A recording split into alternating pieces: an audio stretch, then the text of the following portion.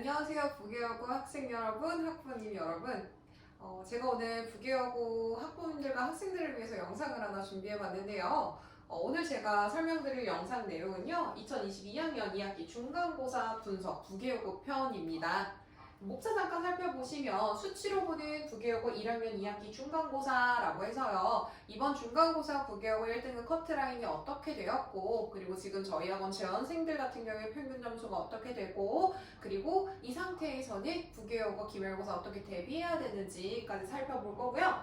1등급 학생들은 어떻게 공부했을까 해서 조금 자랑이 되어 보니 이제 부계여고 학생들 같은 경우에는 이번 학기에 저희 재원생들 같은 경우 중간고사 성적이 굉장히 잘 나왔습니다. 그래서 10명 재원생 중에 3명이 1등급 그리고 5명이 10등 안에 들어가 있고요.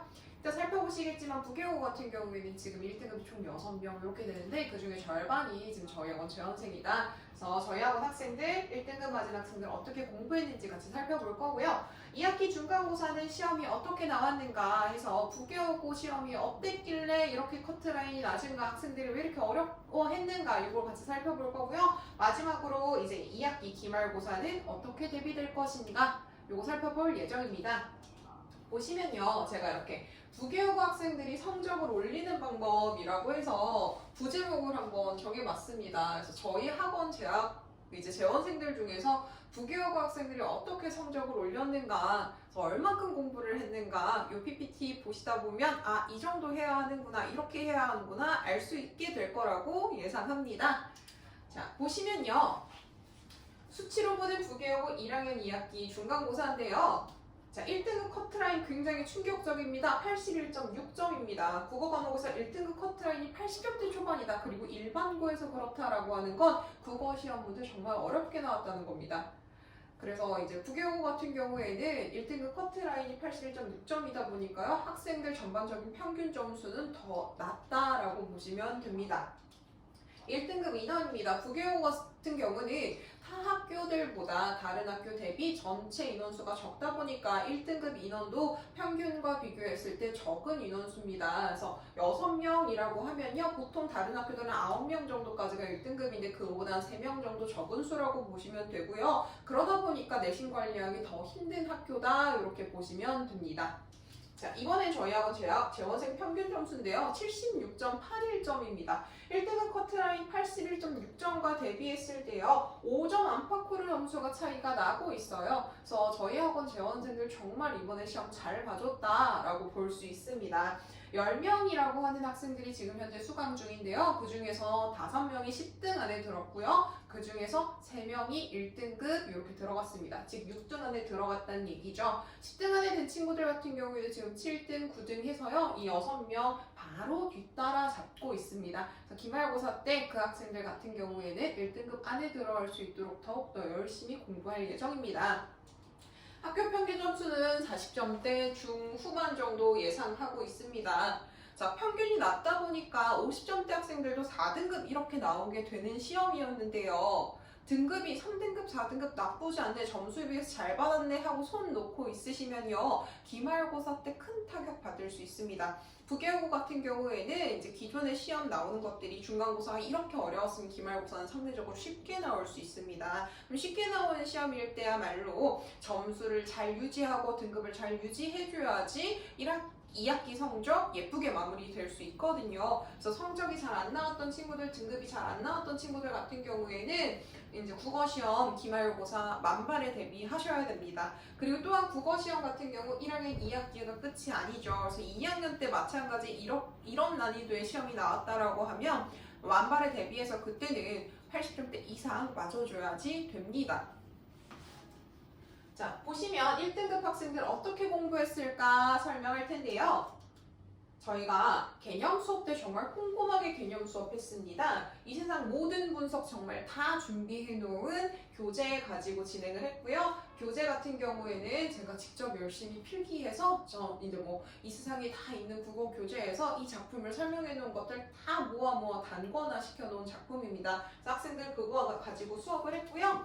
그 다음에 저희가 이제 1주차에서 6주차 정도까지 내신 대비가 진행이 되게 되는데, 그러면 1주차에 수업했던 내용이 6주차쯤 가게 되면 학생들 기억 속에서 날아가는 경우들이 굉장히 많았습니다. 그래서 그걸 대비하기 위해서 수업 영상은 항상 찍고 있고요. 그리고 그 영상 열심히 예쁘게 편집해서 유튜브에 업로드해 놓고 있습니다. 그리고 각 해당 학교 학생들에게 링크 보내주고 있고요. 그 링크 소지한 학생들 같은 경우에는 반복적으로 수업 영상 확인할 수 있게 진행 중입니다. 그러다 보니까 수업 내용을 완전히 자신 있는 것으로 만들기 위해서 부교육 학생들 계속 반복 학습했습니다. 1주차 내용도 6주차까지 그리고 시험 보기 전까지 기억할 수 있도록 반복적으로 학습했다. 이렇게 보시면 되고요. 그다음에 적용을 위한 클리닉. 그래서 클리닉 같은 경우에는 시험 기간 때 매주 진행을 했고요. 짧게는 1시간 반, 길게는 2시간 정도 진행이 되는 클리닉인데 부교육 학생들 같은 경우에는 시험 범위가 워낙 많다 보니까 이 시험 범위에 해당하는 여러 가지 다수의 문제를 풀기 위해선 절대적인 시간이 좀 필요했습니다. 그러다 보니까 부교육 학생들 같은 경우에는요, 길게 3시간, 4시간씩 하루에 클리닉하고 간 친구들이 많아요. 그러다 보니까 그 학생들 당연히 다른 학생들보다 성적이 잘 나올 수밖에 없었겠죠. 그래서 개념을 익혔으면 이제 그 다음은 적용입니다. 풀고 채점하고 오답하고 그리고 피드백까지 진행했던 클리닉이요. 일주일에 3시간에서 4시간씩 진행됐던 게 부교육 학생들이다 라고 보시면 됩니다. 기말고사 때도 마찬가지 그렇게 진행될 예정입니다. 마지막은 이제 내신 대비 동영 모의고사 진행했는데요. 부계여고 같은 경우에는 동영 모의고사가 하나만 진행된 것이 아니라 2개 진행됐습니다. 동영 모의고사 같은 경우에는 저희가 이제 내신 대비 다 끝나고 문제 적용까지 다 끝나고 나서 모의로 보는 시험인데요. 모의로 시험을 보다 보니까 실제 시험을 보는 날 전에 긴장감도 좀 덜 수 있고요. 마지막 그 바로 직전에 자신이 취약한 부분이 무엇인지 명확히 알고 공부하고 대비하고 이제 시험 보러 갈 수 있었습니다. 그래서 모의고사 같은 경우 마찬가지 기말고사 때도 2회가량 진행될 예정입니다. 자, 2학기 중간고사 시험이 어떻게 나왔는가 살펴볼 건데요. 도대체 어땠길래 1등급 커트라인이 81.6점이고 평균 점수가 40점대가 나왔는가 보시면요. 자, 단순한 국어 문제처럼 생겼습니다. 근데 제가 지금 설명드릴 건요. 여기 나와 있는 이 지문이요. 시험 범위에 명확하게 제시되어 있지 않았던 부분이다 라는 겁니다. 부계여고 1학기 이제 문법 시험 같은 경우에는 문법 요소가 주된 시험 범위였습니다. 문법 요소라고 하는 것 문장 단위의 개념이라고 이해해 주시면 좋을 것 같습니다. 자, 품사라고 하는 애는요. 자, 여기 보시면 아시다시피 단어 단위입니다.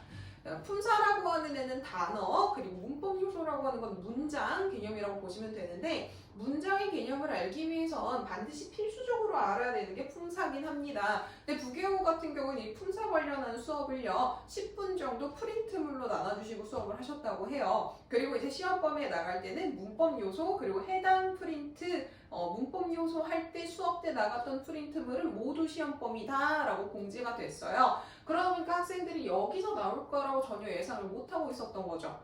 근데 중요한 건 품사라고 하는 건 문법 요소를 위해서는 반드시 알아야 되는 개념이라는 겁니다. 그래서 이 부분 같은 경우에 학생들이 예상치 못한 데서 문제가 나와서 사실 가나 나를 자세히 보고 분석하면 시간을 좀 들이면 풀 수 있는 문제인데 상대적으로 시험 범위도 많았고 시간도 적고 예상치 못했던 문제가 나오니까 학생들이 당황해서 오답이 굉장히 높았던 문제들입니다. 근데 저희 학원 학생들 같은 경우에는 2문제 모두 맞은 친구들도 있고요. 그리고 한 문제 정도는 반드시 맞춰줬는데요. 그 학생들 같은 경우에는 어떻게 해서 맞출 수 있었느냐라고 보시면 지금 이제 저희가 6명 중에 3명이라고 하는 학생이 재원생이라고 말씀드렸잖아요. 부계여고 재원생들 같은 경우에 그 10등 안에 드는 5명 중에 4명이요.